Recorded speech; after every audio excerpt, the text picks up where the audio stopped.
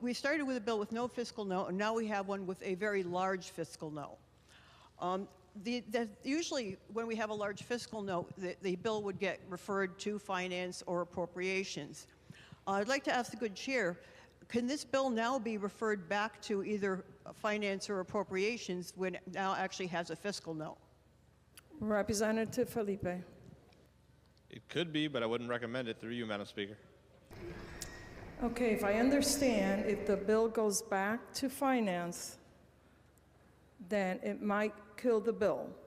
So can you rephrase your question, Representative Zawistowski? Thank you, Madam Speaker. The question that I did ask was what I wanted to ask, whether or not it could be sent back to finance or to appropriations. And I want to thank you for your answer that yes, it would kill the bill. Am I interpreting that correctly? That's what I understand, yes. Thank you. So now we have a bill that has been through appropriations and finance and can't be sent back. All of a sudden, we're stuck with a huge fiscal note. And basically what happened is that the process that was used handed a blank check to whoever was bringing this bill forward.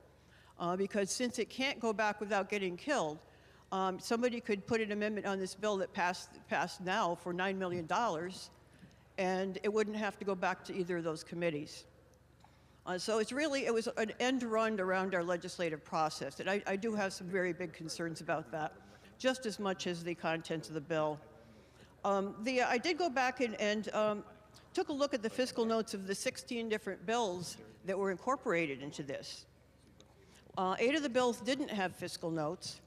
4 were referred to properly to finance or appropriations. And then the remaining 4 had fiscal notes, some fairly large, and never got referred to those committees. Madam Speaker, I have a great deal of respect for the legislative process and how it works. This process showed a lot of disrespect for that process, the way it did with this bill. It really bypassed the ability of the money committees to be able to evaluate what is in those bills and actually make a decision, which is their job. So I just wanted to express those concerns as well. There's a disconnect between how this bill was brought forward and how it's wound up. Madam Speaker, I don't like this bill. There's a lot I don't like about it. There are a few good things, but you know, I believe that this is something that we really need to consider, and we need to caution in the future. I mean, we're better than this.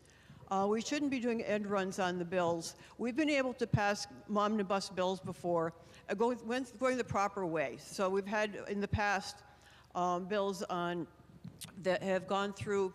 They've been a collaboration of bills, and each of these bills has gone through separate committees.